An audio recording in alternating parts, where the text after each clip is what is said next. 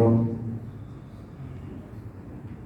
இதற்கு முன்பாக கோவிட்க்கு முன்னாடி மாதம் ஒரு முறை தமிழ் பயானுக்கு அனுமதி அளிக்கப்பட்டு அதன்படி நடைமுறையில் நடந்து வந்தது.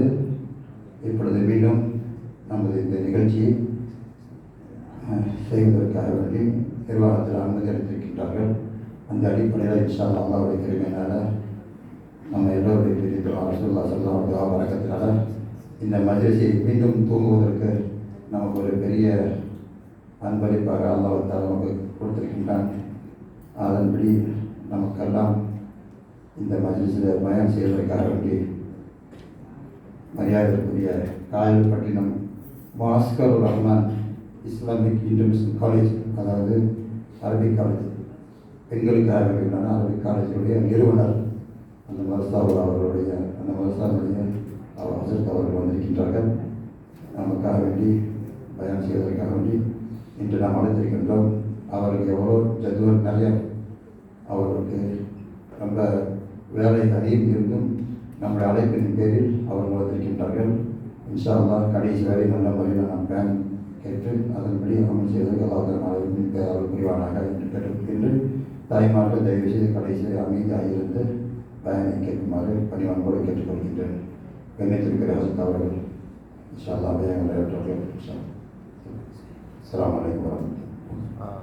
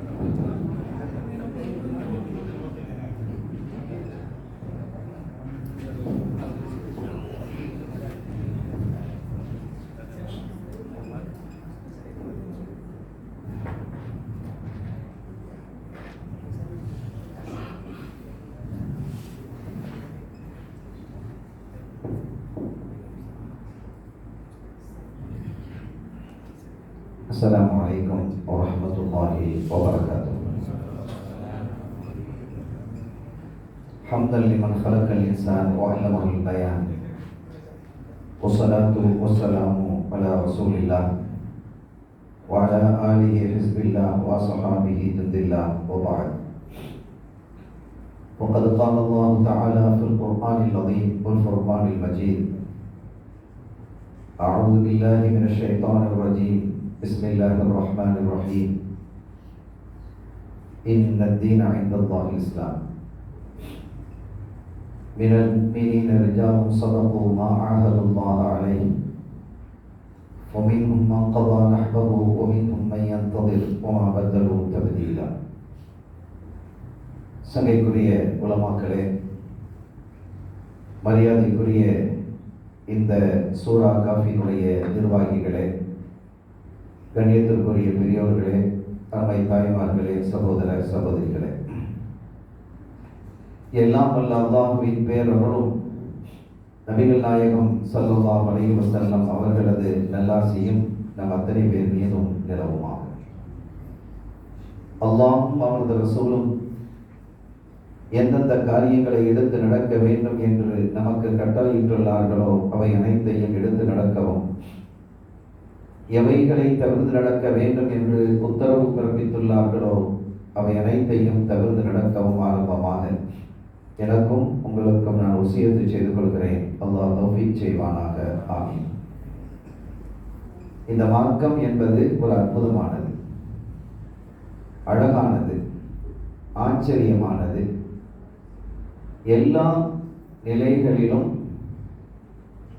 நம்முடைய வாழ்க்கைக்கு துணையாக இருக்கக்கூடியது. உலகத்தில் பல மதங்கள், மார்க்கங்கள், சமயங்கள், இயக்கங்கள், அமைப்புகள் என்று இருந்த பொழுதிலும் இஸ்லாம் இவ்வளவு தெளிவாக சொல்வது மாதிரி வேறு யாரும் சொல்லவும் இல்லை, சொல்லவும் முடியாது. கொஞ்சம் நாம் சின்ன விஷயங்கள் தான், ஆனால் யோசித்து பார்த்தால் நமக்கு ஆச்சரியமாக இருக்கும். எந்த மதத்திலாவது பாத்ரூம் போகும்போது எப்படி போக வேண்டும் என்று சொல்லி தருவார்களா? பாத்ரூமில் எப்படி இருக்க வேண்டும் என்பதை சொல்லி தருமா? எந்த மதமாவது சொல்லுகிறதா? எந்த மார்க்கமாவது பேசுகிறதா? எந்த சமயமாவது இதை குறித்து பிரஸ்தாபிக்கிறதா என்றால் இல்லை. நீங்கள் பாத்ரூமிலிருந்து வெளியே வருவதாக இருந்தால், மனைவியோடு பேசுவதாக இருந்தால், உங்களுடைய ஆடைகளை நீங்கள் அணிவதாக இருந்தால், களைவதாக இருந்தால், காலணி செருப்பை அணிவதாக இருந்தால், களைவதாக இருந்தால், சாப்பிடுவதாக இருந்தால், குடிப்பதாக இருந்தால், தூங்குவதாக இருந்தால் என்று எல்லாவற்றையும் இந்த மார்க்கம் பேசுகிறது. இது ஒரு ஆச்சரியமான விஷயம் இல்லையா? எதை நபிகள் நாயகம் ஸல்லல்லாஹு அலைஹி வஸல்லம் அவர்கள் இந்த சமூகத்திற்கு கற்றுத்தரவில்லை, எல்லாவற்றையும் கற்றுத்தந்திருக்கிறார்கள். இன்னமா புஇஸ்து முஅல்லிமன், நான் அனுப்பப்பட்டதெல்லாம் உங்களுக்கு கற்றுத்தரக்கூடிய ஒரு ஆசிரியனாக என்கிறார்கள். எல்லாவற்றையுமே சொல்லி தந்திருக்கிறார்கள். நீ பாத்ரூம் செல்கிறாயா, இடது காலை வைத்து போ என்கிறார்கள். முதல்ல இடது காலை வைக்கணும், அதுக்கு பிறகு வலது காலை வைக்கணும். ஆனால் இடது காலை வைப்பதற்கு முன்பாக ஒரு பிரார்த்தனையை, ஒரு துஆவை இந்த மார்க்கம் சொல்லி தருகிறது. சர்வதேசம் சொல்லி தருவாங்க. அல்லாஹும்ம இன்னி அஊது பிக மினல் குபுதி வல் கபாயித். நம்முடைய பிள்ளைகளுக்கு நாம் இதை சொல்லிக் கொடுக்கணும். முதல்ல நாம தெரியணும். நம்ம தெரிஞ்சாதான் நம்ம பிள்ளைகளுக்கு சொல்லிக் கொடுக்கணும். அப்ப இந்த பிரார்த்தனை ஏன் ஸல்லல்லாஹு அலைஹி வஸல்லம் அவர்கள் ஓத சொன்னார்கள் என்றால், பொதுவாக ஷைத்தானில் பல டிவிஷன் இருக்குது. பல்வேறு மனிதர்கள்ல பலதரப்பட்ட மனிதர்கள் இருக்கிற மாதிரி ஷைத்தான்கள்லையும் பலதரப்பட்ட ஷைத்தான்கள் இருக்கிறார்கள். வஸ்வாஸ் அப்படின்னு ஒரு ஷைத்தான் இருக்கிறான், ஹுபுத் ஹபாயிஸ் என்று ஷைத்தான் இருக்கிறான். இப்படி பல்வேறு ஷைத்தான்கள் இருக்கிறார்கள். இந்த ஹுபுத் ஹபாயிஸினுடைய பெட்ரூம் எது என்றால் பாத்ரூம் தான். ஒரு காலகட்டத்தில் நீங்க கொஞ்சம் யோசித்து பாருங்கள். இப்போ அந்த நம்முடைய பெட்ரூமுக்குள்ளேயே ஷைத்தானுடைய பெட்ரூம் வந்துருச்சு, அப்படித்தானே? எல்லாரும் பாத்ரூம் அட்டாச் அப்படின்னு நம்ம சொல்றோம். பாத்ரூம் அட்டாச்சோட நம்முடைய பெட்ரூம் இருக்கிறது. பெட்ரூம்ங்கிறது யாருடைய இடம் என்றால் ஷைத்தானுடைய பெட்ரூம். ஆனால் முந்தைய காலத்தில் வாழ்ந்த ஆபாக்கள் அத்தனை பேரும் வீடுகளுக்கு பின்னால் ஒரு சின்ன தோட்டம் இருக்கும், அதில் தான் டாய்லெட் வைப்பாங்க. நான் பார்த்துருக்கிறேன் சின்ன வயசுல. ஆக நீங்கள் அங்கே சரி வேற வழி இல்லை, அது அம்மத்தில் பல்வாம்பாங்க. இதுக்கு இந்த சட்டத்துக்கு பெயர் அம்மத்தில் பல்வா. சோதனை எல்லாரையும் சூழ்ந்து கொண்டது. யார் வீட்லயாவது பெட்ரூமுக்குள்ள பாத்ரூம் இல்லாம இருக்கா? என்ன இருக்கும்? அப்போ குறைந்தபட்சம் நாம் அதற்குள் செல்வதற்கு முன்பாக இந்த பிரார்த்தனையை நாம் ஓதி சென்றால், அங்கே ஷைத்தானின் மூலமாக ஏற்படக்கூடிய அந்த ஷைத்தான் என்ன ஏற்படுத்துவானோ அந்த பிரச்சனை ஏற்படாது. என்ன ஏற்படுத்துவானா? மலச்சிக்கலை ஏற்படுத்துவான். சொட்டு நீர், சிறுநீர் கழித்ததற்கு பிறகும் கூட அந்த சிறுநீர் கழிப்பது போன்ற ஒரு ஃபீலிங், ஒரு உணர்வு ஏற்படுகிறதா இல்லையா? இதெல்லாம் அவன் ஏற்படுத்துது. இந்த துஆவை சரியாக நாம் ஓதி செல்வோமையானால் இந்த பிரச்சனைகள் இருக்காது. எனவே நம்முடைய பிள்ளைகளுக்கு சரியாக இவைகளை எல்லாம் கற்றுக் கொடுக்கணும். நீ வீடுகளுக்குள்ளால் செல்லும் பொழுது வலது காலை வைத்து செல், மஸ்ஜிதுக்குள் செல்லும் பொழுது வலது காலை வைத்து செல், வீட்டில் இருந்தோ மஸ்ஜிதில் இருந்தோ வெளியில் வரும் பொழுது இடது காலை முன்பாக வை. செருப்பு அணிகிறாயா, வலது காலை முற்படுத்து. கழட்டுகிறாயா, இடது காலை முற்படுத்து. தலை வாருகிறாயா, வலது பக்கமாக முதலாவதாக வாரு. இப்படி தலை வாருவது கொண்டு இன்னும் சொல்ல போனா நீங்கள் தலை வாரக்கூடிய சீப்பு எப்படி இருக்குன்னு தெரியுமா? அது சரதாசன் சொல்லி தர்றாங்க. அதுல பல் ஒடிந்ததாக இருக்கக்கூடாதுங்கிறாங்க. சில சீப்புல பல் ஒடிஞ்சிடும், 1-2 பல் ஒடிந்தது, அதை கொண்டு நீங்கள் தலை சீவாதீர்கள் என்கிறார்கள்.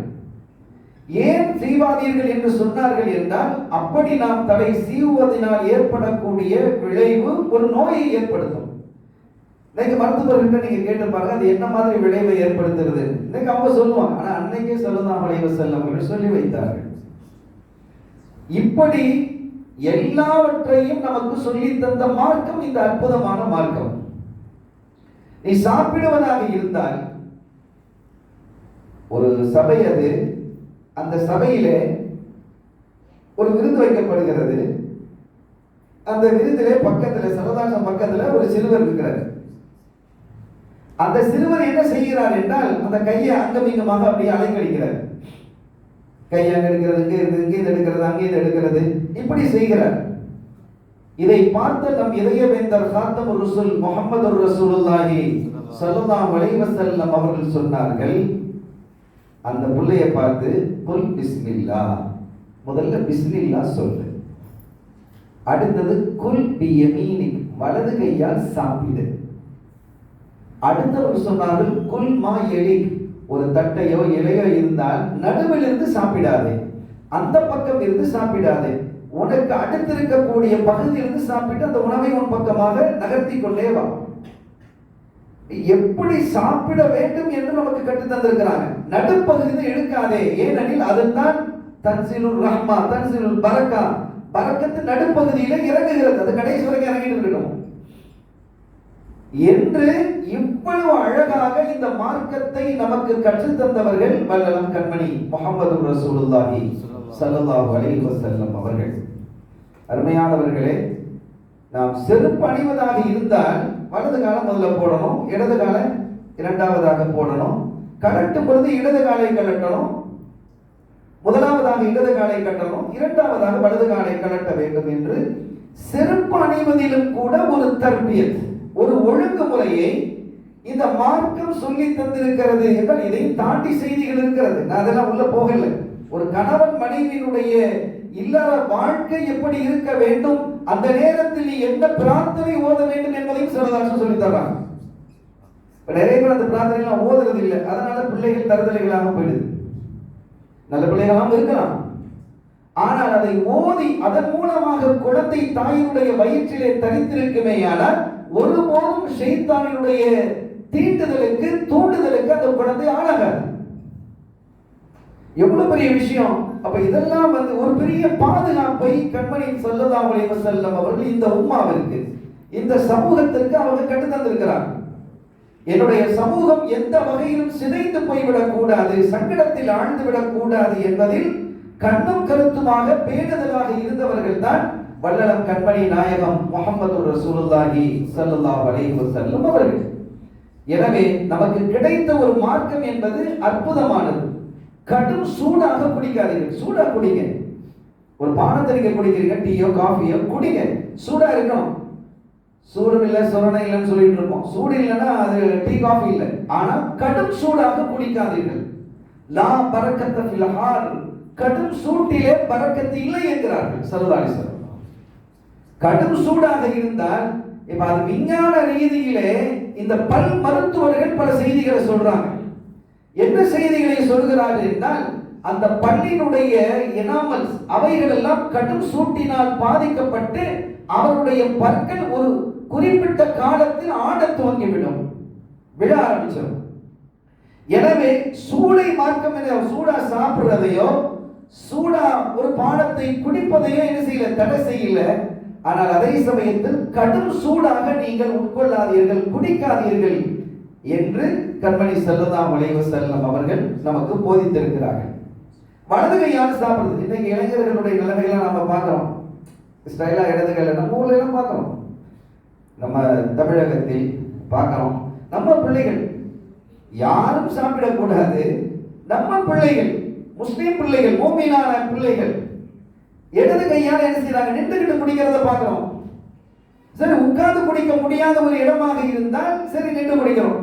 ஆனால் இடது கையால் குடிப்பது என்பது ஒரு ஃபேஷனாக காட்டப்பட்டு அவர்களுக்கு அதை ஒரு வழமையாக ஆக்கப்பட்டிருக்கிறது. ஷைத்தானால் ஒரு சபை அங்கே விருந்து வைக்கப்பட்டிருக்கிறது. ஒருவர் இடது கையால் சாப்பிடுறார். சபையில சாப்பிடுறது சொன்னா அந்த காலத்துல எல்லாரும் முஸ்லிம்களா இருந்தாங்கன்னு நினைக்கிறது இல்லை. முஸ்லிம் அல்லாத யூதர்கள் இருப்பாங்க, முனாஃபிக்குகள் இருப்பாங்க, வந்திருப்பாங்க. இல்ல, அது ஒரு வகையான உணவு விருந்து. அந்த விருந்திலே ஒருவர் இடது கையால் சாப்பிடுகிறார்.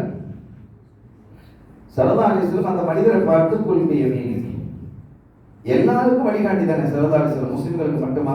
எல்லாருக்கும் ரஹ்மத்துல் லில் ஆலமீன் என்கிறான் அல்லாஹ். உலகத்தார் அத்தனை பேருக்கும் அருள் கொடைங்கிறான், முஸ்லிம்களுக்கும் முஃமின்களுக்கும் சொல்லல. அப்போ குல்பி யமீனி, வலது கையால் சாப்பிடு என்கிறார்கள் ஸல்லல்லாஹு அலைஹி வஸல்லம். இவரை என்ன செய்ய சாப்பிட்டு போயிருக்கணும், அல்லது சும்மாவாது இருந்திருக்கணும். லாமஸ்தத்தியம், என்னால வலது கையால் சாப்பிட முடியாது அப்படிங்கிறார். சில சமயம் ஸல்லல்லாஹு அலைஹி வஸல்லம் அவர்களுடைய வாயிலிருந்து ரொம்ப ரொம்ப ரொம்ப குறைவான சமயத்தில் இந்த மாதிரி சொற்கள் வெளிப்பட்டுவிடும். லா தஸ்தத்தியம் அப்படின்ட்டான். லா அஸ்தத்தியம், என்னால் முடியாது, வலது கையால் சாப்பிட முடியாது. ஆனால் முடியும் அவரால். முடியாது என்றால் ஒருவேளை வலது கையால் சாப்பிட முடியலன்னு வச்சுக்கோங்க. சாப்பிட சொன்னது யாரு? ஸல்லல்லாஹு அலைஹி வஸல்லம். கையை தூக்கி பாரு, கை தூக்கலாம். சொல்லலாமா இல்லையா? சொன்னது ரசூல் ஸல்லல்லாஹு அலைஹி வஸல்லம். எத்தனை நிகழ்வுகள் இருக்கிறது, எத்தனை ஹதீதுகள், எத்தனை வரலாறுகளை பார்க்கிறோம். ஆனால் லா அஸ்தத்தியம், என்னால் முடியாது அப்படின்றார். ஸல்லல்லாஹு அலைஹி வஸல்லமுடைய வாயிலிருந்து சட்டென்று அந்த வார்த்தை வந்தது, லா தஸ்தத்தியம், உன்னால் முடியாமலே போய்விடும். அதுக்கு பிறகு அவருக்கு அந்த கையை தூக்க முடியாமல் போனது, வலது கையை தூக்க முடியல. இன்றைக்கு மருத்துவர்கள் குறிப்பிடக்கூடிய விஷயம் என்னன்னா, இடது கையால் தொடர்ந்து சாப்பிட்டு வந்தால் வலது கை இயங்கும், வலது கை நல்ல முறையில் இயங்கக்கூடிய நிலையில் இருக்கும் சூழலில் இடது கையால் ஒருத்தர் சாப்பிடுகிறார் என்றால் அவருக்கு பேரலைஸ், பக்கவாதம் ஏற்படுவதற்கான வாய்ப்புகள் அதிகம். மருத்துவர்கள் பேசுறாங்க. எவ்வளவு பெரிய மருத்துவர் ஸல்லல்லாஹு அலைஹி வஸல்லம் அவர்கள். எனவே ஒவ்வொன்றையும் நீங்கள் பாருங்கள், எவ்வளவு அழகான மார்க்கத்தை இந்த சமூகத்திலே ஸல்லல்லாஹு அலைஹி வஸல்லம் அவர்கள் ஒப்படைத்திருக்கிறார்கள். ஒரு சஹாபி வந்தாங்க, வந்து சொன்னாங்க, யார சொல்லலாம், என்னுடைய சகோதரனுக்கு வயிற்று போக்காக இருக்கிறது, வயிறு போகுது அப்படின்னு சொன்னதும் ஸல்லல்லாஹு அலைஹி வஸல்லம் சொன்னாங்க, தேனை கொடு அப்படின்னா. இவர் போய் தேனை கொடுத்தாரு. இந்த சாமி போய் தேனை கொடுத்தாங்க. வயிற்று போக்கு அதிகமாச்சு, நிக்கல்ல. ஸல்லல்லாஹு அலைஹி வஸல்லம் வந்து இந்த சாமி திருப்பி வர்றாங்க. யாரும் சொல்ல, தேனை கொடுக்க சொன்னீங்க, கொடுத்தோம், வயிற்று போக்கு அதிகமாயிடுச்சு, லூஸ் மோஷன் அதிகமாயிடுச்சு. ஸல்லல்லாஹு அலைஹி வஸல்லம் அவர்கள் சொன்னாங்க, நீங்க திரும்பவும் தேனையே கொடுங்கங்கறாங்க. இப்போ அந்த சஹாபியும் டாக்டரை மாத்தல, ஸல்லல்லாஹு அலைஹி வஸல்லம் மருந்தை மாத்தல. ஒரு பெரிய ஆட்சி நீங்க கவனத்துல கொள்ளணும். பொதுவாக ஒரு மருத்துவர் என்ன செய்வார், நம்ம கொடுத்த இவங்க உடம்புக்கு அது செட் ஆகல போல, நான் உங்களுக்கு என்ன செய்ய மெடிசனை மாத்தி தரேன் அப்படின்னு சொல்லுவார். அல்லது இவர் என்ன செய்வார், மருத்துவரை மாத்திடுவார். இவர் நமக்கு கைராசி இல்லை, வேற டாக்டர் போவோம் அப்படின்னு போயிடுவார். சஹாபி மருத்துவரை மாற்றவில்லை, ஸல்லல்லாஹு அலைஹி வஸல்லம் மருந்தை மாற்றவில்லை. வந்தாங்க, அவன் திரும்ப தேனை கொடுத்தாங்க, இன்னும் அதிகமாச்சு. மூணாவது தடவையும் வந்தாங்க, மூணாவது தடவையும் தேனை கொடுக்க சொன்னாங்க, அதிகமாயிடுச்சு. அப்போ நாலாவது தடவையும் தேனை கொடுக்க சொல்லும் பொழுது ஒரு வார்த்தையை கூடுதலாக சொன்னார்கள், சதக்கல்லாஹ் கதிப பத்னு அஹீக், அல்லாஹ் சொன்னதுதான் உண்மை. தேனில் ஷிஃபா இருக்கிறது, எல்லா நோய்க்கும் ஷிஃபா இருக்குன்னு அல்லாஹ் சொல்றான், அதுதான் உண்மை. உன்னுடைய சகோதரின் வயிறு போய் சொல்லுகிறது, தேனை கொடு என்றார்கள். கிளியர் ஆயிடுச்சு. இதுல என்ன பிரச்சனை அப்படின்னா, ஃபுட் பாய்சன், உடலுக்கு போயிட்டா அது வயிறுல குழப்பம் ஏற்பட்டுட்டே இருக்கும். இப்ப இந்த நேரத்தில் நீங்கள் ஏதாவது டேப்லெட்டை, ஏதாவது சிறப்பை நீங்கள் குடித்தால் அது சீக்கிரம் கட்டுப்படாது. ஏன் அப்படின்னா அதுவும் சேர்ந்து அந்த ஃபுட் பாய்சன்ல கலந்து அதுவும் பாய்சனா மாறிடும். ஒருத்தர் பாய்சன் சாப்பிட்டான்னு வைங்க, விஷம் சாப்பிட்டார், அவருக்கு போய் மருந்து கொடுப்பாங்கல்ல, டாக்டர் கொடுப்பாரா? கொடுக்க மாட்டார். இனிமோ கொடுப்பார் சோப்பு தண்ணியை.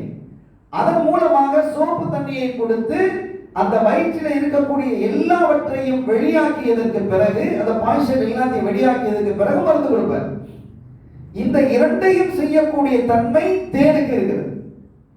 அது எல்லாவற்றையும் வெளியாக்கியதுக்கு பிறகு கப்பட்டு வயதை பிடிச்சிருச்சு. அப்ப என்ன சொல்ல வருகிறோம் என்றால், ஸல்லல்லாஹு அலைஹி வஸல்லம் அவர்கள் சொல்லும் ஒவ்வொரு விஷயமும் இந்த சமூகத்தினுடைய ஆரோக்கியத்திற்கு வல்லது, ஆரோக்கியமான வாழ்க்கை வாழ்வதற்கு மிக அற்புதமானது. நம்ம எல்லாருக்கும் தெரியும், ஸல்லல்லாஹு அலைஹி வஸல்லம் அவர்களுக்கு சுரைக்காய் ரொம்ப பிரியம் அப்படிங்கிறது தெரியும். அனஸ் ரலியல்லாஹு அன்ஹு சொல்றாங்க, ஒரு விருந்துக்கு நாங்கள் போயிருந்தோம். அப்படி போயிருக்கும் பொழுது சால்னா வச்சிருந்தது.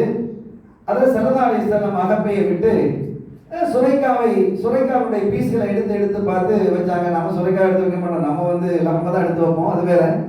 ஆனா அவங்க சுரைக்காய் பீஸை எடுத்து வைக்கிறாங்க. அன்று முதல் எனக்கு சுரைக்காய் எனக்கு விருப்பமானது என்று அனஸ் ரலியல்லாஹு அன்ஹு சொல்றாங்க. இப்ப இதற்கு நாம என்ன பதில் சொல்லுவோம்? ஸல்லல்லாஹு அலைஹி வஸல்லம் அவர்களுக்கு சுரைக்காய் பிடிக்கும், விருப்பம் அப்படி கிடையாது. ஸல்லல்லாஹு அலைஹி வஸல்லம் அவர்களுக்கு சுரைக்காய் பிடிக்கலாம், ஆனால் தனக்காக எந்த ஒன்றையும் செய்ய மாட்டாங்க, இந்த சமூகத்தினுடைய நலனுக்கு.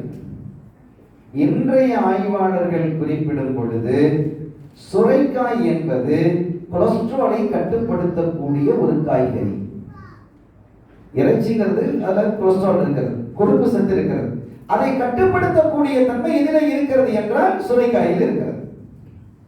இப்படி ஸல்லல்லாஹு அலைஹி வஸல்லம் அவர்களுக்கு ஆட்டு இறைச்சியினுடைய முன் சத்து பிரியம் அப்படி நம்ம படிச்சிருக்கிறோம். அப்ப ஆட்டினுடைய முன் சத்து அவங்க விரும்பி சாப்பிடுறது காரணம் என்னன்னா, நாம அதை சாப்பிடுவோம். ஆட்டினுடைய முன் சந்தினுடைய இறைச்சியில் கொலஸ்ட்ரால் 0. என்ன ஒரு ஆச்சரியமாக இருக்கிறது. எவ்வளவு பெரிய மருத்துவர் ஸல்லல்லாஹு அலைஹி வஸல்லம்.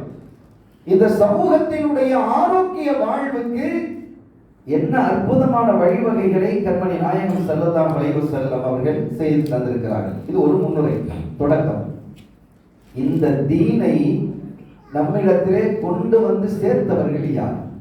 நான் தான் ஆரம்பத்தில் அந்த வசனத்தை ஓதுனேன். மினல் முஃமினீன ரிஜாலுன் ஸதகு மா ஆஹதுல்லாஹ் அலைஹி.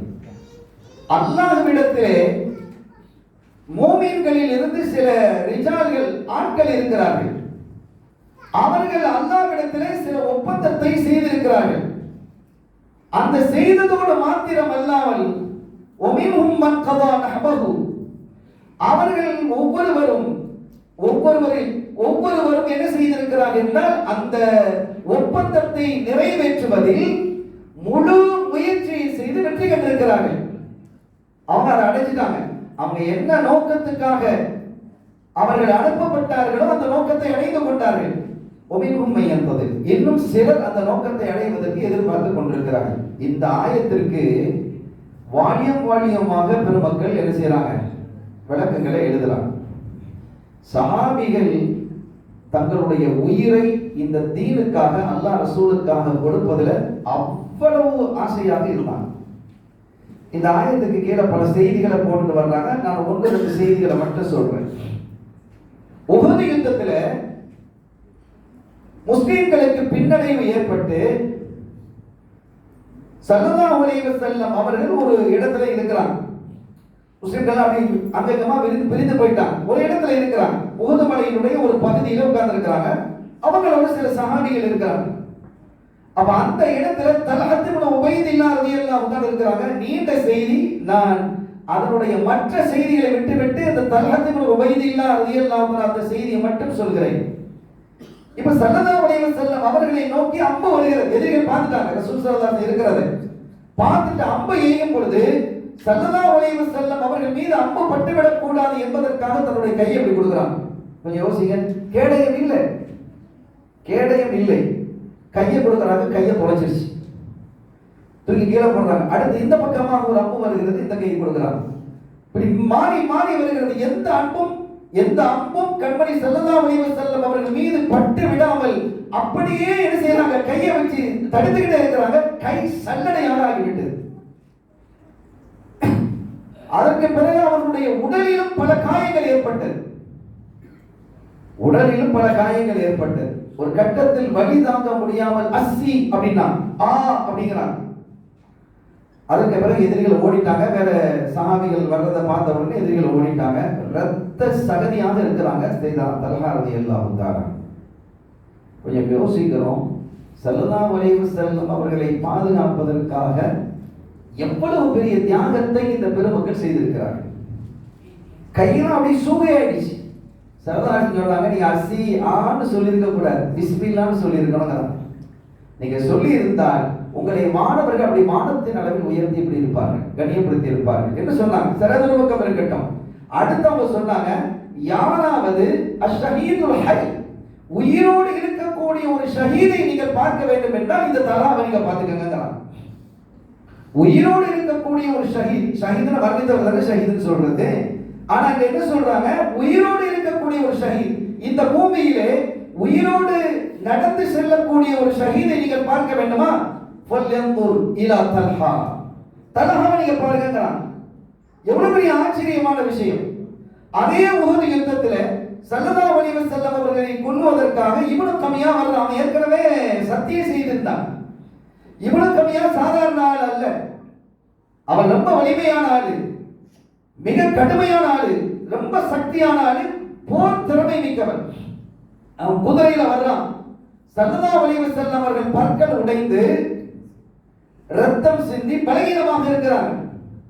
அப்படி இருக்கக்கூடிய வேளையிலே அவன் நேராக வரும் பொழுது, அன்றைய போர்க்களத்திலே பெண்கள் ஈடுபடுவாங்க, சண்டையில் ஈடுபட மாட்டாங்க.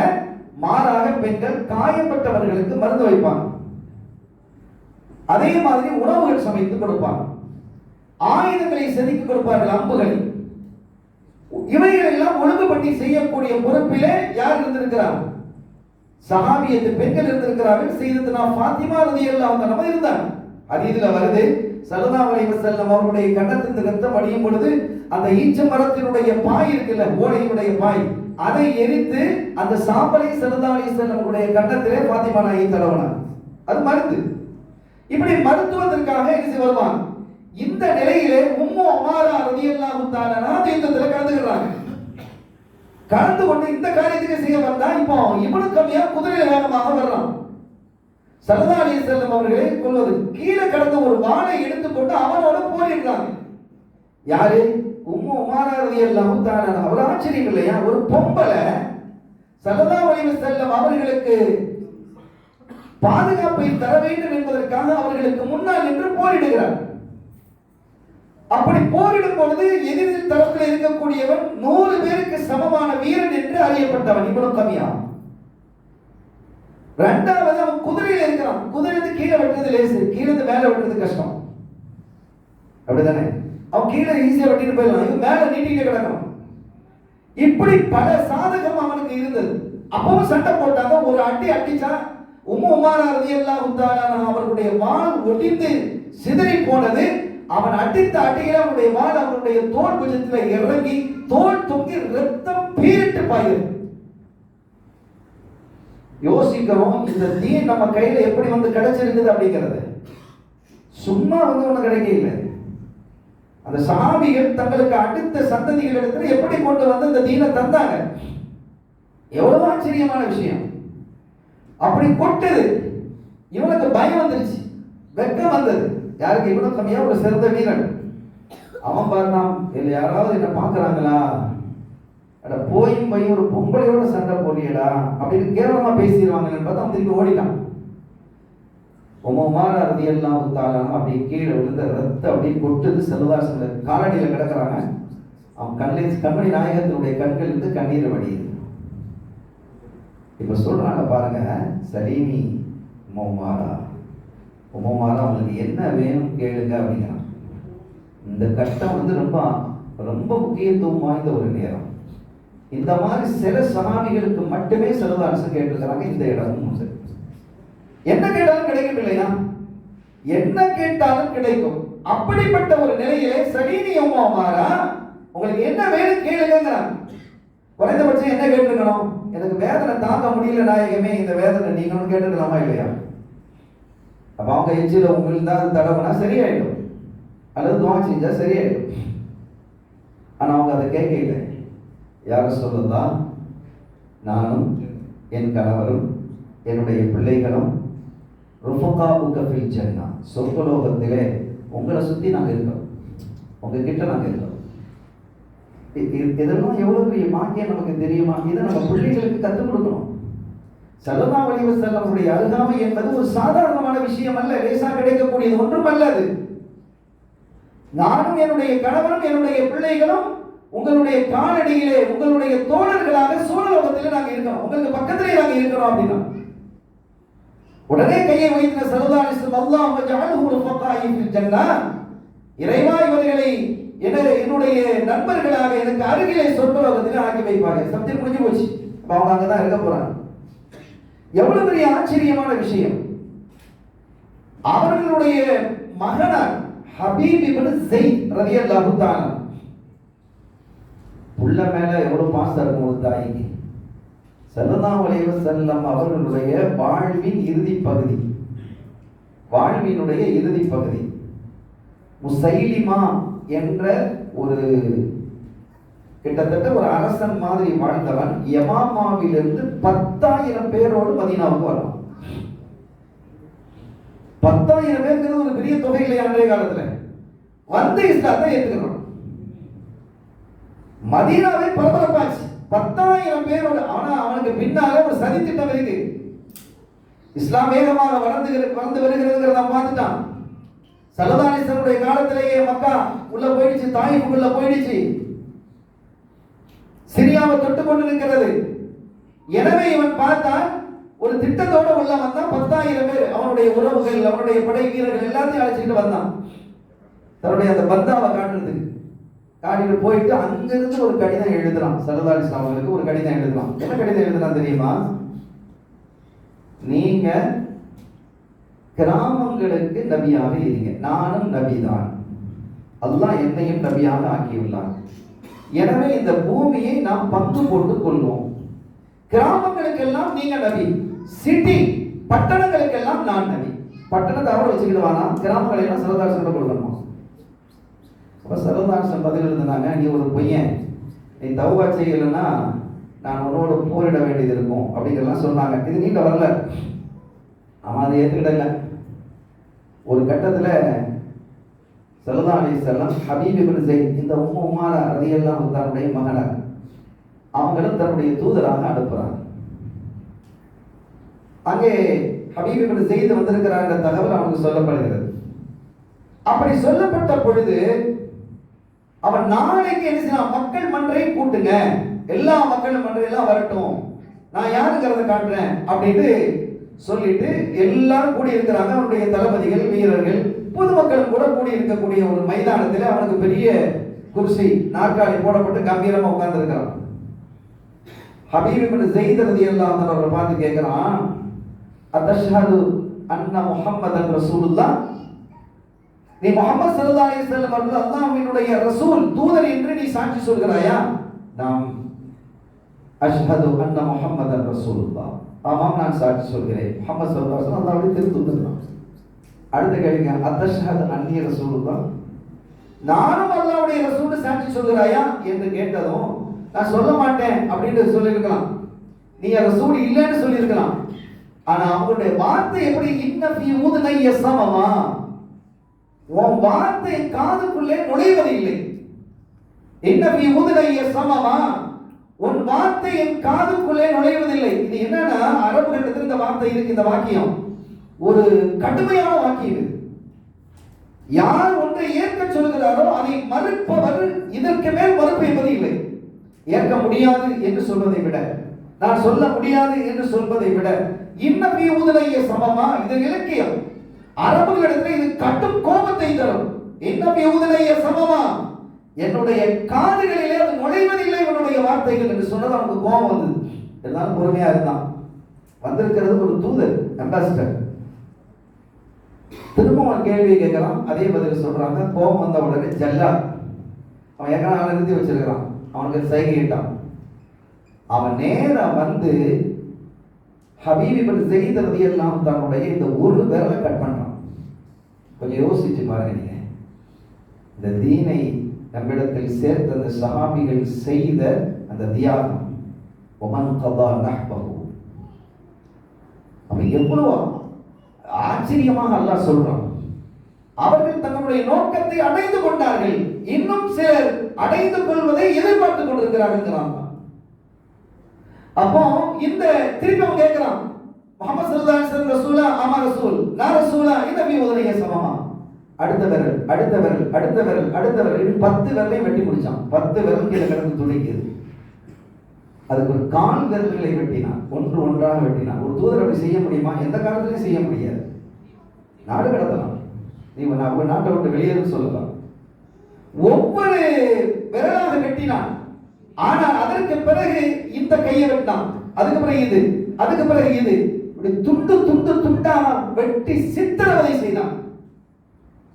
வரலாற்று ஆசிரியர்கள் எழுதுவாங்க, ஹபீப் இப்னு ஸைத் ரலியல்லாஹு தஆலா அன்ஹுமா அவர்களினுடைய பாதி உடல் நின்று பேசிக் கொண்டிருந்தது, மீதி பாதி உடல் பூமியிலே துடித்துக் கொண்டிருந்தது. எவ்வளவு பெரிய தியானம் யோசிங்க. இதெல்லாம் இந்த ஆயத்துக்கு கீழே எழுதுனாங்க. நம்ம யோசிக்கணும், நம்ம சிந்திக்கணும். இந்த மார்க்கம் அவ்வளவு லேசாக நம்முடைய கையிலே வந்து சேர்ந்தது அல்ல. எவ்வளவு பாதுகாப்போடு, எவ்வளவு அக்கறையோடு இந்த சஹாபிகள் இந்த மாதிரி விஷயங்களை, தீனை பாதுகாக்க வேண்டும் என்பதற்காக அவர்கள் மேற்கொண்ட தியாகங்கள் ஆச்சரியமானது. இந்த செய்தி ஷஹீதாயிட்டாங்க. இந்த தகவல் அவங்க அம்மாவுக்கு சொல்லப்படுது. உங்க பிள்ளையே இப்படி இப்படி கொண்டா அப்படின்னு சொன்னா, நம்ம தாய்மார்கள், நம்ம மனைவிமார்கள், நம்முடைய பிள்ளைகள் இப்படி நடந்திருந்தா கதறி அழுவாங்க, தப்பில்லை. இப்ப அவங்க மாற சொன்னது, அல்ஹம்துலில்லாஹ், அல்லாஹ் சொன்ன அந்த தியாக பெருமக்களில் என் பிள்ளையும் இணைந்திருக்கிறார் என்பதில் நான் சந்தோஷிக்கிறேன். நம்ம தாய்மார்கள் யோசிக்கணும், என் பிள்ளையும் இணைந்திருக்கிறார், என்பதில் என் பிள்ளை இணைந்திருப்பதை எண்ணி நான் சந்தோஷிக்கிறேன். ஒரு ஆச்சரியம் இல்லையா? இப்படி எண்ணற்ற செய்திகளை இந்த ஆயத்திற்கு கீழே கொண்டு வருகிறார்கள். அருமையான பெருமக்களே, அதற்கு பிறகு அடுத்த சமூகம் உருவாகிறது, தாபியீன்கள். அவங்க சஹாபிகள் ஸல்லல்லாஹு அலைஹி வஸல்லம் சஹாபிகிட்ட ஒப்படைக்கிறாங்க. சஹாபிகள் தாபியீன்களுடைய கையில ஒப்படைக்கிறாங்க. இந்த தாபியீன்கள் எவ்வளவு பெரிய தியாகங்கள், என்ன மாதிரிலாம் செஞ்சிருக்கிறாங்க. யுத்த களங்களில் நடந்த செய்திகள் வேறு. நான் வேறு ஒரு பார்வையில் இன்னொரு செய்தியை நான் உங்களுக்கு சொல்கிறேன், பாருங்கள். ஒரு தாபி, அபூ உஸ்மான் ரலியல்லாஹு தஆலா என்ற ஒரு தாபி. இந்த அபூ உஸ்மான் ரலியல்லாஹு தஆலா ஹதீதுகளை சேகரிக்கக்கூடியவங்க, ஹதீதுகளை சேகரிக்கக்கூடிய ஒரு முஹத்தீதாக அந்த தாபி இருந்தாங்க. அவங்களுக்கு ஒரு ஹதீது கிடைக்கிறது. எப்படி கிடைக்குது அப்படின்னா, ஒரு மோமின், அல்லாஹ்வினுடைய நல்லடியான், ஒரு நல்ல காரியத்தை, சிறப்பான ஒரு காரியத்தை முழுக்க முழுக்க அல்லாஹ்வுக்காகவே செய்தான். முழுக்க முழுக்க அல்லாஹ்வுக்காக செய்தான். அவனுக்கு அல்ஃபி ஹஸனத்தின் 10 லட்சம் நன்மைகள் கிடைக்கும் அப்படின்னு ஒரு ஹதீஸ் அபூ ஹுரைரா ரலியல்லாஹு அன்ஹு அறிவித்ததாக இவங்களுக்கு அந்த ஹதீஸ் வந்து சேருது. இவங்களுக்கு பெரிய ஒரு டவுட், சந்தேகம். ஒரு நன்மை செய்தால் அதற்கு 10 நன்மை, மஞ்சால் ஹஸனதி ஃபலஹு அஷ்ரு அம்சாலிஹா, 10 நன்மை வருது. சில இடங்கள்ல ஹதீஸ்கள்ல 700 நன்மை வருது. சரி, 1000 இருக்கட்டும், இது என்ன 10 லட்சம் நன்மையா? இப்படி ரசூல் சொல்லி இருப்பாங்களா? ஆச்சரியப்பட்டு போனாங்க. யாரு? அபூ உஸ்மான் ரலியல்லாஹு தஆலா. இப்ப என்ன செய்யணும்? இப்ப இந்த ஹதீஸை உறுதிப்படுத்தணும்னு சொன்னா அபூ ஹுரைரா ரலியல்லாஹு தஆலா அவர்களை சந்திக்கணும். அபூ ஹுரைரா ரலியல்லாஹு தஆலா ஹயாத்தா இருக்கிறாங்க. எங்க போய் சந்திக்கிறது? எங்க போய் சந்திக்கிறது? ஹஜ்ஜினுடைய காலங்களில் எல்லா சஹாபிகளும் எங்க இருந்தாலும் ஹஜ்ஜுக்கு வருவாங்க. காரணம் என்ன தெரியுமா? வரக்கூடிய மக்களுக்கு இந்த தீனை எடுத்து ஒப்படைக்கிறதுக்காக. பல்லியமோ அன்னி வலவாயா, என்னை தொட்டு ஒரு சின்ன சம்பவம் இருந்தாலும், தகவல் இருந்தாலும் அதை நீங்கள் எத்தி வையுங்கள் என்கிறார்கள் கண்மணி ஸல்லல்லாஹு அலைஹி வஸல்லம். இன்னைக்கு மாதிரி மீடியாஸ் இல்லை, மக்கள்கிட்ட கொண்டு போய் அதிகமாக சேர்க்க முடியும் என்று சொன்னால் எந்த இடம் தான் வசதியாக இருக்கும்? ஹஜ் தான் வசதி. பல்லாயிரக்கணக்கான, அது 1-2 லட்சமாவது வருவாங்களா இல்லையா? 1 லட்சங்கள் வரக்கூடிய ஒரு பெரும் கூட்டம் என்று சொன்னால் ஹஜ்ஜில் தான். எனவே இந்த தீனை கொண்டு சேர்க்க வேண்டும் என்பதற்காகவே ஹஜ்ஜுக்கு வருவாங்க எல்லா சஹாபிகளும். அந்த அடிப்படையில் அபூ உஸ்மான் சொல்றாங்க, நான் ஹஜ்ஜுக்கு போனேன், ஏற்கனவே ஹஜ் செஞ்சிருக்கேன், இப்ப நான் ஹஜ்ஜுக்கு இஹ்ராம் கட்டினாலும் கூட என்னுடைய நோக்கம் இந்த ஹதீஸ் சரியா, அபூ ஹுரைரா ரலியல்லாஹு அன்ஹு அவர்களை சந்தித்து நான் இதை உறுதிப்படுத்துவதற்காகவே நான் ஹஜ்ஜுக்கு போனேங்கிறான். கொஞ்சம் யோசிங்க, அவங்க ஹஜ்ஜுக்கு போனா என்ன நன்மை? அவங்களுக்கு நன்மை. அந்த ஹதீஸினுடைய தரம் என்ன, தன்மை என்ன அப்படிங்கிறதை தெரிந்து கொண்டால் இந்த சமூகம் ஒட்டுமொத்தத்துக்கு நன்மையா இல்லையா? எவ்வளவு பெரிய உயர்ந்த சிந்தனை உள்ளவர்களாக அந்த பெருமக்கள் இருந்தார்கள். ஆச்சரியம் இல்லையா? அப்ப அந்த ஒன்றுக்காகவே நான் ஹஜ்ஜுக்கு சென்றேன் என்கிறார்கள். யாரு? அபூ உஸ்மான் ரலியல்லாஹு தஆலா. நாங்க வந்தேன், அங்க வந்துட்டு அபூ ஹுரைரா ரலியல்லாஹு அன்ஹு அவர்களை தேடி தேடி கண்டுபிடிச்சேன். ஏன்னா சஹாபிகள் அந்த காலங்களில் ஒவ்வொரு இடத்துல இருப்பாங்க. அவங்கள சுற்றி என்ன செய்வாங்க? சஹாபிகளும் தபீகளும் உட்கார்ந்துருப்பாங்க. இப்படி தேடி போகும்போது அபூ ஹுரைரா ரலியல்லாஹு அன்ஹு அவர்கள் இடத்துல கூட்டம் அதிகமாக இருக்கும். ஏன்னா நிறைய ஹதீஸ்கள் அறிவிச்சவங்க அவங்க தானே. இப்போ அவர்களை நான் கண்டுபிடித்து அவர்களிடத்துல போய் நான் சொன்னேன், யா சாஹிப ரசூலில்லாஹ், ரசூல் ஸல்லல்லாஹு அலைஹி வஸல்லம் தோழரே, இப்படி ஒரு ஹதீஸ் நீங்க அறிவிச்சதாக ஸல்லல்லாஹு அலைஹி வஸல்லம் சொல்லி நீங்க அறிவிச்சதாக ஒரு தகவல் எனக்கு கிடைத்தது. ஒரு அப்துல் முஃமின், அல்லாஹ்வினுடைய ஒரு அடியான், மூமினான ஒரு அடியான் ஏதேனும் ஒரு நற்காரியத்தை செய்தால் அதற்கு 10,000 அல்ஃபி ஹஸனா, 10 லட்சம் நன்மை கிடைக்கும் ரசூல் ஸல்லல்லாஹு அலைஹி வஸல்லம் சொன்னதாக நீங்க அறிவிச்சிருக்கிறதா எனக்கு செய்தி கிடைக்குது. எனக்கு சொன்னவர் அப்படி சொல்றாரு. அப்படி ரசூல் சொன்னாங்களா? 10 லட்சம் நன்மையா? இது கொஞ்சம் நஞ்சமா? ஆச்சரியமா இருக்குது. ₹1 ஒரு பொருளை வாங்கி 10 லட்சம் ரூபாய்க்கு விற்கிறது ஆச்சரியமா இல்லையா? கொஞ்சம் யோசிங்க. நமக்கு அதை அப்படி புரிஞ்சுக்கிறதுக்கு சொல்றேன். நமக்கு அப்படித்தானே விளங்கும். ₹1 ஒரு ரிங்கெட்டுக்கு நாம என்ன செய்யலாம்? ஒரு பொருளை வாங்குறோம், 10 லட்சம் ரிங்கெட்டுக்கு வித்தா எப்படி இருக்கும்? அப்படி விற்க முடியுமா? முடியுங்கிறாங்க. அப்ப அப்படிதான் ஹதீஸ் இருக்கு. அப்ப இப்படி நீங்க அறிவிச்சீங்களா அப்படின்னு கேட்கிறாங்க. அப்ப அவங்க சொன்னாங்க, நான் அப்படி என்ன செய்யல, நான் அப்படி அறிவிக்கவில்லை. அப்போ இந்த ஒரு ஹதீஸை பற்றி தெளிவு சரியாக கிடைக்க வேண்டும் என்பதற்காக எவ்வளவு தூர பிரயாணம் செய்திருப்பாங்க. நான் அப்படி அறிவிக்கவில்லைங்கிறாங்க அபூ ஹுரைரா ரலியல்லாஹு அன்ஹு. அப்ப இவங்க அபூ உஸ்மான் சொல்றாங்க, அப்போ மனசுக்குள்ளே சொல்றாங்க, நாம நினைச்சது சரி, அவர் ஏதோ தவறான வேற சிந்தனையில கேட்டிருக்கிறாரு அப்படின்னு. வேற அவர் பொய் சொல்ல மாட்டாரு, வேற ஏதோ ஒரு சிந்தனையில என்ன கேட்டு வேற ஹதீஸ்களை கேட்டு அவர் குழம்பிட்டாரு போல இருக்குது, கன்ஃபியூஸ் ஆகி நமக்கு அறிவிச்சிட்டாரு அப்படின்னு சொல்லிட்டு அவர் மனசுல நினைச்சுக்கிட்டு இருக்கும்போது அபூ ஹுரைரா ரலியல்லாஹு அன்ஹு சொன்னாங்க, அல்ஃபி ஹஸனத்தின் நான் சொல்லல, அல்ஃபி ஹஸனத்தின் அப்படின்னு சொன்னேன். ஒரு ஏ இருக்குல்ல, அந்த ஏ அவர் விட்டுருக்கிறார், அவ்வளவுதான். அல்ஃபை அந்த ஒரு ஏ அவர் விட்டுருக்கிறார். 10 லட்சம் என்று நான் சொல்லவில்லை, 20 லட்சம் என்று நான் சொன்னேன். அபூ உஸ்மான் தலையில கையை வச்சுட்டாங்க. அப்ப யோசித்து பாருங்கள், இந்த ஒரு ஹதீஸுக்காக அவர்கள் பிரயாணித்த அந்த தூரம் எவ்வளவு என்பதை எண்ணி பாருங்கள். இனி அடுத்த ஒரு கட்டம், இமாம்கள் வர்றாங்க. இப்படி நம்ம இந்த வரைக்கும் வந்து சேரும். நான் நேரத்துக்கு சரியாக இன்ஷா அல்லாஹ் தரப்பட்ட நேரத்தில் நிறைவுபடுத்துவேன். அப்ப அடுத்த கட்டத்தில் இமாம்கள் வர்றாங்க. அதுல ஒரு இமாம் அஹ்மத் இப்னு ஹம்பல், ஹம்பலி மதம் சொல்றாங்கல்ல, அவங்க பேர் அஹ்மத் இப்னு ஹம்பல் ரஹ்மத்துல்லாஹி அலைஹி. அந்த காலத்துல முஅத்தஸிலா அப்படின்னு ஒரு குழப்ப கூட்டம், ஒரு குழப்பமான ஒரு கூட்டம் இருந்தது. அவங்களுக்கு நமக்கு இடையில அகீதால பாரிய வித்தியாசம் இருந்தது. முக்கியமான பிரச்சனை என்னன்னா, குர்ஆன் மக்லூக், குர்ஆன் படைக்கப்பட்டது என்பது அவர்களுடைய வாதம், அந்த முஅத்தஸிலாவுடைய வாதம். சுன்னத்துல் ஜமாத்துடைய கொள்கையின் அடிப்படையில் குர்ஆன் படைக்கப்பட்டது அல்ல, அல்லாஹ்வுடைய கலாம் தான். அது அல்லாஹ்வுடைய கலாம், அது படைக்கப்பட்ட ஒரு பொருள் அல்ல அப்படிங்கிறது நம்முடைய கொள்கை. இப்ப அன்றைய காலத்தில் வாழ்ந்த அரசர்கள் எப்படிப்பட்டவனா முஅத்தஸிலா கொள்கையில் இருக்கிறாங்க. யாரெல்லாம் இந்த கொள்கையில இருக்கிறாங்களோ, இந்த கொள்கையை ஏத்துக்கிட இல்லையோ, குர்ஆனை ஏத்துக்கிட இல்லையோ, இந்த குர்ஆன் படைக்கப்பட்டது என்பதை ஏற்றுக்கொள்ளல, அவங்க கண்டிச்சாங்க. அதில் யாரும் விதிவிலக்கு இல்லை. அஹ்மத் இப்னு ஹம்பல் ரஹ்மத்துல்லாஹி அலைஹி அவர்களும் விதிவிலக்கு இல்லை. அவங்களை சிறையில் அடைச்சாங்க. சிறையில் அடைத்து ஒரு கட்டத்தில் அங்க வச்சு நிறைய அதாபுகள் பண்ணாங்க. அதாபுகளை செய்து ரொம்ப வேதனைப்படுத்தி, எப்படியா இவரை அஹ்மத் இப்னு ஹம்பல் ரஹ்மத்துல்லாஹி மிகப்பெரிய அறிவாளி,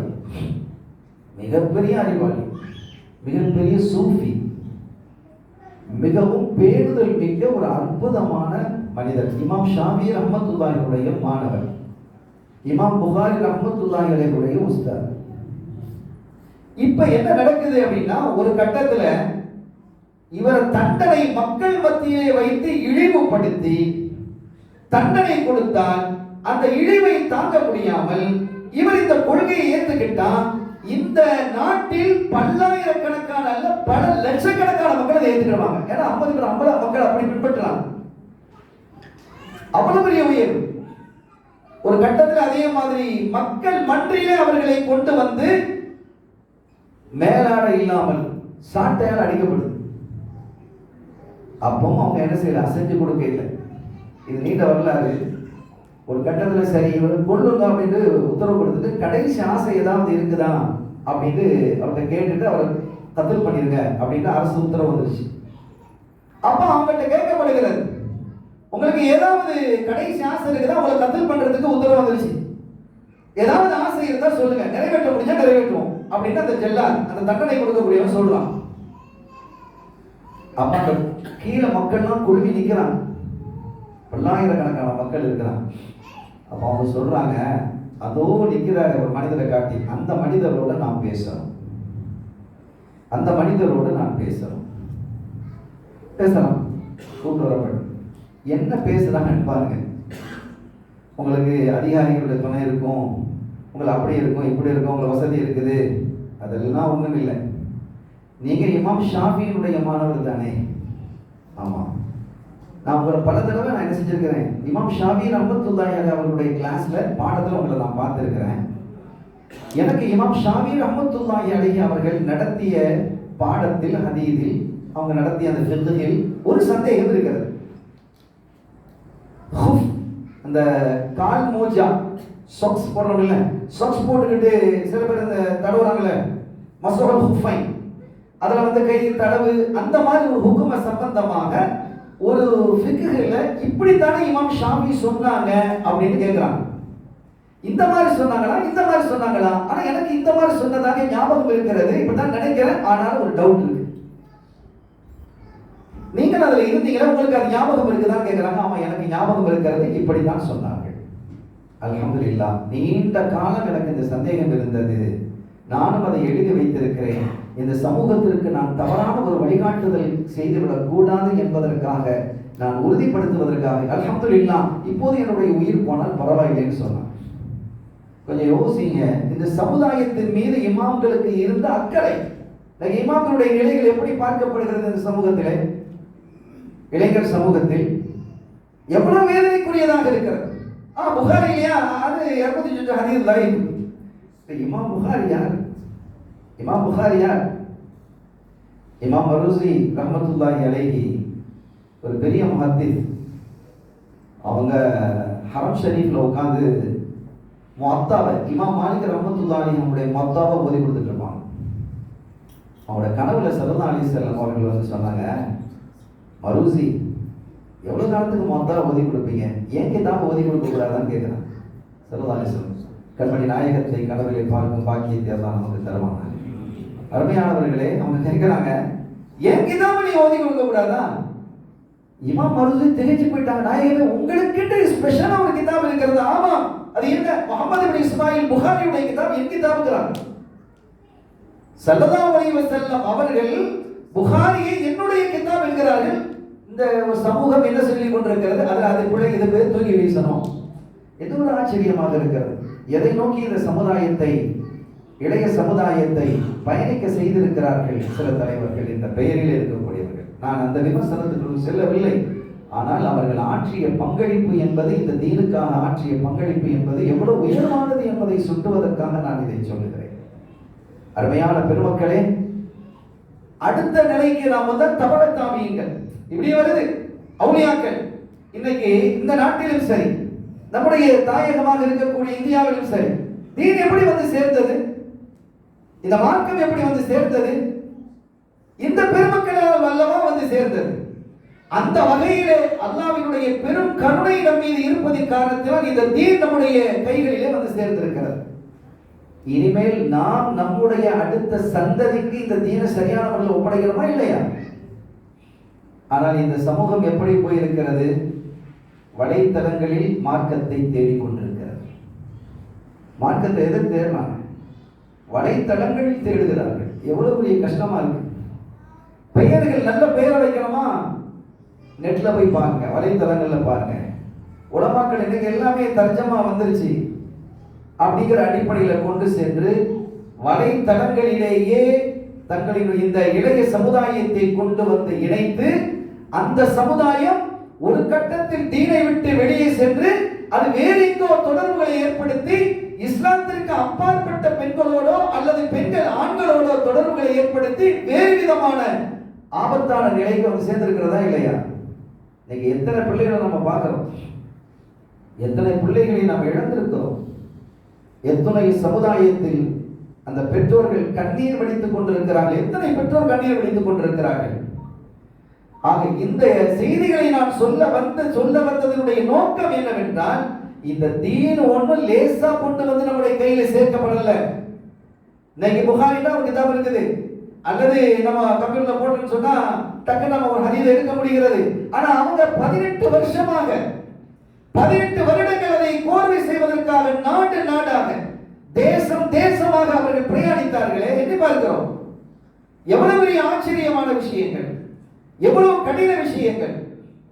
ஒரு ஒரு இமாம், அவங்களுடைய பேர் எனக்கு ஞாபகத்துக்கு வரல, அவங்க பயணம் போகணும், பயணம் போகிறதுக்கு ஹதீஸை தேடி பயணம் போகணும் என்பதற்காக வேற வழி இல்லைங்கிறதுக்காக வேண்டி வீட்டுக்கு மேல உத்தரம் போட்டிருப்பாங்கல்ல, முன்னாடி அந்த உத்தரம் கட்டை போட்டு வச்சிருப்பாங்க, அந்த கட்டையை கழட்டி விட்டு வேறு சாதாரண கட்டையை போட்டு அந்த உத்தரத்தை விட்டு பயணம் போனாங்க, ஹதீஸை தேடி சென்றார்கள்.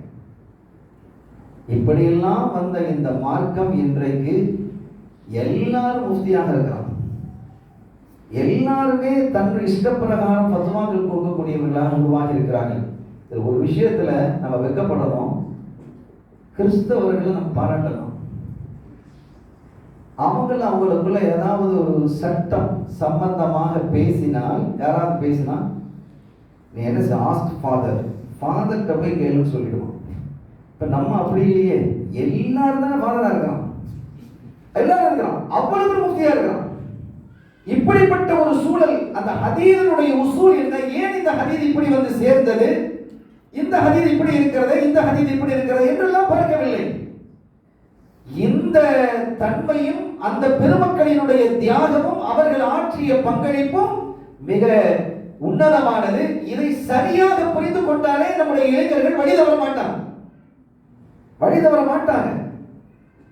ஒரு கட்டத்துல ஸல்லல்லாஹு அலைஹி வஸல்லம் ஒரு முஹத்திஸுடைய கனவுல வர்றாங்க. அந்த முஹத்திஸ் வீட்டை விட்டு வெளியில போறாங்க, கனவுல வெளியில போறாங்க. ஸல்லல்லாஹு அலைஹி வஸல்லம் கேட்கறாங்க, எங்க போறீங்க அப்படின்னு கேட்கறாங்க. நான் இமாம் புகாரியை சந்திக்க போறேன் அப்படிங்கிறாங்க. இமாம் புகாரியை சந்திக்க போறீங்க, என்னுடைய சலாமை அவர்களுக்கு சொல்லுங்க. இப்ப யோசிச்சு பாருங்க, இமாம் புகாரி ரஹ்மத்துல்லாஹி அலைஹி அவர்களுடைய இந்த தரம் எவ்வளவு உயர்வானது அல்லாஹ்விடத்தில். அது சம்பந்தமா நிறைய எவ்வளவு செய்திகள் இருக்கிறது. கண்மணி நாயகத்தினுடைய அத்துணை சுன்னத்துகளையும் பேணியவர்கள், ஒரு சுன்னத்தை கூட தன்னுடைய வாழ்வில் இழக்காதவர்கள்.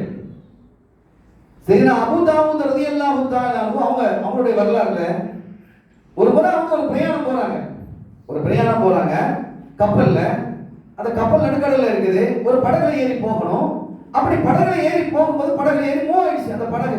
அப்போ ஒரு பல ட்ரிப் அடிச்சு கப்பல் கரைக்கு வராது இல்லை, கரை தட்டிடும்.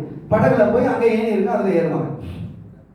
அப்போ ஒரு ட்ரிப்பா போகும்போது அந்த படகு மூவ் ஆகி செல்லும் போது கரையில் இருக்கக்கூடிய ஒருவர் தும்பல் போறது அல்ஹம்துலில்லாஹ் அப்படின்னு சொல்றாரு. நீங்க அல்ஹம்துலில்லாஹ்னு சொல்றது ஆளுங்க இல்ல, அந்த சொன்னதுக்கு பதில் சொல்லக்கூடிய இரஹமுக்கல்லாஹ்னு சொல்றது இல்ல, அதற்கு ஏதிக்கல்லாஹ் யுஸ்கே பாலக் அப்படி சொல்றதுலாம் இல்ல. இந்த துஆக்கிறது எவ்வளவு பெரிய விஷயமானது. ஸல்லல்லாஹு அலைஹி வஸல்லம் அப்படிலாம் கற்று தந்திருக்கிறாங்க. இந்த இளைஞர்கள் அதை விட்டு தூரப்படுத்தப்பட்டு விட்டார்கள். இதுதான் மார்க்கம் என்று மார்க்கம் இல்லாத ஒன்றை அவர்களிடத்தில் கொடுக்கப்பட்டு விட்டது. அவர்களுக்கு உரிமை இருக்கிறதாக அவங்க பேசுறாங்க. என்னுடைய வாழ்வை நான் தேர்வு செய்ய முடியுங்கிறாங்க, என் வாழ்வை நான் தேர்வு செய்யலாம் அப்படிங்கிறாங்க. இப்படி எல்லாம் ஒரு சூழல் உருவாகிடுச்சு. இப்ப போகும்போது கரையில இருக்கிறவர் துப்புற அல்ஹம்துலில்லாஹ்னு சொல்றாரு. இப்ப இவங்க காதுல விழுது இரஹமுக்கல்லான்னு சொல்லணும். ஆனா இரஹமுக்கல்லா உனக்கு அல்லாஹ் ரஹமத் செய்வானான்னு சொன்னா இது அவர் காதுல விளங்காது. ஏன்னா படகு மூவ் ஆயிடுச்சு. இந்த கடலினுடைய அந்த படகு போகக்கூடிய உஷ்ண சத்தமும் சேர்ந்து இது விளங்காதுன்னு தெரியுது.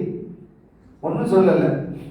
நேரம் கப்பல் வந்து கப்பல் கிட்ட படகு போயிடுச்சு. எல்லாரும் ஏறுறாங்க. அந்த மாலு கிட்ட சொல்றாங்க அபூதாவுத் ரஹ்மத்துல்லாஹி அலைஹி, தபா திருப்பி என்ன கூட்டிட்டு போயிட்டு அடுத்த ஷிப் ஏற்றிட்டு வரல, அப்போ என்ன ஏற்றிட்டு வாங்க. சரி தர்றேன், ஒரு தீனார் நீங்க திருப்பி தரணும், எக்ஸ்ட்ரா ஒரு தீனார் தரணும். சரி தர்றேன் அப்படின்ட்டாங்க. திருப்பி வந்து கீழே இறங்கி அந்த தும்மல் போட்டவர் கிட்ட போய் இரஹமுக்கல்லா அப்படின்னு சொல்றாங்க. இந்த சுன்னத்தை எப்படி பேரா பாருங்க. அவங்க என்ன செஞ்சாங்க, எஹ்தீகல்லாஹ் வ யுஸ்லிஹ் பாலக், அல்லாஹ் உங்களுக்கு நேர் வழி காட்டுவானாக, உங்களுடைய காரியத்தை எல்லாம் இணக்கமாக ஆக்கி வைப்பானாக அப்படின்னு துஆ செஞ்சாங்க. இப்போ அந்த துஆவை வாங்கிட்டு படகுல வந்து ஏறி போயாச்சு. பெரிய ஒரு ஆச்சரியம் என்னன்னா, அன்னைக்கு இரவு கப்பல்ல எல்லாரும் உணவருந்தி விட்டு படுப்பதற்கான அந்த நேரம் வந்த பிறகு கப்பல் மூவாகி போயிட்டு இருக்குது. திடீர்னு ஒரு அசரீரி முழங்குகிறது. இஷ்தரா அபூ தாவூத் அல் ஜன்னத பிதீனாரின் வாஹிதின் மினல்லாஹ். அபூ தாவூத் அல்லாஹ்விடம் இருந்து ஒரு தீனாரை கொடுத்து சொர்க்கத்தை வாங்கிவிட்டார். கொஞ்சம் யோசிச்சு பாருங்க. ஒரு சுன்னத்து தானேன்னு விடல. நம் இளைஞர் சமுதாயம் எப்படி இருக்கிறது? இளைய சமுதாயம், நான் விரித்து பேச வேண்டிய அவசியம் இல்லை, எல்லாமே இன்டெலிஜென்டான பிள்ளைகள் தான். இதை நீங்கள் கவனத்திலே கொண்டு வந்து நம்முடைய மூதாதையர்கள், நமக்கு வாழ்க்கைங்கிறது இதல்ல, ஆகிரத். நம்முடைய நோக்கம் எல்லாம் ஆகிரத்தை நோக்கி பயணம். நாளைக்கு நம்ம இருப்போமா தெரியாது. நம்ம பிள்ளைக்கு கல்யாணம் முடிக்கணும்னு வச்சிருக்கிறோம், இருப்போமா தெரியாது. கல்யாணம் நடக்குமா தெரியாது. இந்த வீடு கட்டணும் வச்சிருக்கிறோம், வீடு கட்டுவோமா தெரியாது. ஒன்றும் தெரியாது. எவ்வளவு பலகீனமான வாழ்க்கை, எத்தனை கற்பனைகள், எத்தனை சிந்தனைகள், மனக்கோட்டைகள், எதுவும் தெரியாது. நடக்குமா என்பது தெரியாது. நாளை இருப்பாரா தெரியாது. எத்தனை திடீர் மரணங்களை நாம் பார்க்கிறோம். அவரிடத்துல எத்தனை சிந்தனைகள் இருந்திருக்கும். ஆனால் ஆகிரத் அப்படி இல்லையே. அழிவுறாத முடிவுறாத ஒரு வாழ்க்கை அல்லவா அது. அந்த வாழ்க்கைக்காக, அந்த சுவன வாழ்க்கைக்காக இந்த பூவனத்தை, இந்த உலகத்தை நாம் சரியான முறையில் பயன்படுத்திக் கொள்ள வேண்டும் என்பதை இந்த உரையின் வாயிலாக நான் கேட்டுக்கொண்டு, எல்லாம் வல்ல ரப்பல் ஆலமீன் அல்லாஹ் ஜல்ல ஷானஹு வ தஆலா நம்மை பொருந்திக் கொள்வானாக, இந்த மஜ்லிஸை கபூல் செய்வானாக, நம்முடைய செல்வங்களை, நம்முடைய பிள்ளைகளை சாலிஹான நன்மக்களாக ஆக்கி வைப்பானாக, நமக்கு கண்குளிர்ச்சியான பிள்ளைகளாக ஆக்கி வைத்து சந்ததி தொடராக அல்லாஹு தஆலா நம் மக்களை, நம் சந்ததிகளை சாலிஹான நன்மக்களாக, நற்பேறு பெற்றவர்களாக ஆக்கி அருள்வாளிப்பானாக. இந்த மஜ்லிஸிலே குழுமி இருக்கக்கூடிய நம் அத்தனை பேரையும் அல்லாஹ் பொருந்திக் கொள்வானாக. யஹக்கி ஹபீபிஹி ஸல்லல்லாஹு அலைஹி வஸல்லம். எல்லாம் வல்ல அல்லாஹ்வின் அருளையும் ஸல்லல்லாஹு அலைஹி வஸல்லம் ஷஃபாத்தையும் பெறுவோமாக. வாய்ப்பளித்தமைக்கு நன்றி. வஆகிரு தஅவானா அல்ஹம்துலில்லாஹி ரப்பில் ஆலமீன். அஸ்ஸலாமு அலைக்கும் வரஹ்மத்துல்லாஹி வலைக்குமுஸ்ஸலாமி வபரகாத்துஹு. அல்ஹம்துலில்லாஹ். மனநிறைவான ஒரு உஸ்தாத் அவர்களுடைய இல்மிலையும் சுப்ஹானஹு வ தஆலா ஆயுளையும் அல்லாஹ் பரக்கத்தை செய்தருள்வானாக. மென்மேலும் இது போன்ற பேச்சுக்களை, தன்னுடைய பயான்களை கொண்டு அல்லாஹ் சுப்ஹானஹு வ தஆலா உலகெங்கிலும் அவர்களுடைய சேவையை அல்லாஹ் தஆலா கபூலாக்கி அருள்வானாக. ஆமீன் யா ரப்பல் ஆலமீன். அழகான உரையை நிகழ்த்திய உஸ்தாத் அவர்களுக்கு இந்த நேரத்திலே ஜஸாக்கல்லாஹு கைரல் ஜஸா, அல்லாஹ் அவர்களுக்கு அழகிய கூலியை அல்லாஹ் தந்தருள்வானாக. நல்ல நேரத்தில் இந்த சூரா அல் கஹ்ஃபியிலே ஏற்பாடு செய்யப்பட்டிருக்கக்கூடிய இந்த பயான் இன்ஷா அல்லாஹ் தொடராக கடப்பதற்கு ஏற்பாடு செய்யப்பட்டிருக்கிறது. நீங்கள் எல்லோரும் இதுபோல வந்து கலந்து கொண்டு இதில் பயன் பெற வேண்டும் என்று ஒரு இடத்திலே நாங்கள் இந்த நேரத்திலே கேட்டுக்கொண்டு, இந்த சிறப்பான ஒரு உரையில் நம் வரையிலும் மார்க்கம் வந்து சேர்ந்த விஷயத்தில் எத்தனை தியாகங்கள் செய்யப்பட்டிருக்கிறது என்ற விஷயத்தை தெளிவாக நமக்கு புரியும்படி உஸ்தாத் அவர்கள் அழகாக எடுத்து சொன்னார்கள். உஸ்தாத் அவர்களை பற்றி சொல்ல வேண்டும் என்றால், காயல்பட்டினத்தில் உஸ்தாத் அவர்களுடைய சேவை பெரும் தியாகங்களோடு உஸ்தாத் அவர்கள் சேவையாற்றிக் கொண்டிருக்கிறார்கள். உஸ்தாத் அவர்களுடைய மதரசா மாஸ்கருர் ரஹ்மான் என்று சொல்லக்கூடிய இஸ்வான் மதரசா சிறப்பாக நடைபெற்றுக் கொண்டிருக்கிறது. எப்படி என்றால், அங்கே இருக்கக்கூடிய பிள்ளைகள், பெண் பிள்ளைகள் தஹ்பீதுகளை ஓதி முடித்து ஷஹாதாவாக முடித்தவர்கள் ஒரே நாளில் காலை முதல் இரவு வரையிலும் அழகான முறையில் குர்ஆனை ஒரே இடத்தில் உட்கார்ந்து முழுவதுமாக மக்களுக்கு முன்பாக ஓதி காண்பித்து தங்க நங்கை என்ற பட்டம் அவர்களுக்கு கொடுக்கப்படுகிறது. இதுபோன்ற சிறப்பான சேவை அவர்கள் அவருடைய மதரசாவில் நடத்தி கொண்டிருக்கிறார்கள். அது மட்டுமல்ல, பெண்களுக்கான முறையில் பல அரிய வகுப்புகள் அந்த இடத்திலே ஏற்பாடு செய்யப்பட்டிருக்கிறது. நம்ம வீட்டு பிள்ளைகள்லேயே அல்ஹம்துலில்லாஹ் நம்முடைய அக்கா பிள்ளைங்க, அண்ணன் பிள்ளைங்க என்ற அடிப்படையிலே அல்ஹம்துலில்லாஹ் 10 பிள்ளைகள் கிட்ட நம்முடைய உஸ்தாத் அவர்களுடைய மதரசாவில் ஓதி பட்டம் பெற்றவர்கள். நம்முடைய சயீத் ஹதரத் அவர்களுடைய மகளார் அவரும் அந்த மதரசாவிலே ஓதி பட்டம் பெற்றவர்கள் தான். ஆக அழகான முறையில் இப்போது தியாகத்தோடு அந்த மதரசாவை நடத்தி கொண்டிருக்கக்கூடிய உஸ்தாத் அவர்கள் இப்பொழுது அந்த மதரசாவுடைய கட்டுமான பணிகளும் நடந்து கொண்டிருக்கிறது. அதில் நாமும் பங்கெடுத்துக் கொள்ள வேண்டும். இந்த தியாகத்தில், இந்த தீன் இஸ்லாத்திற்காக, இந்த மார்க்கத்திற்காக எப்படியெல்லாம் தியாகங்களை கொண்டு நம் வரையிலும் அந்த மார்க்கத்தை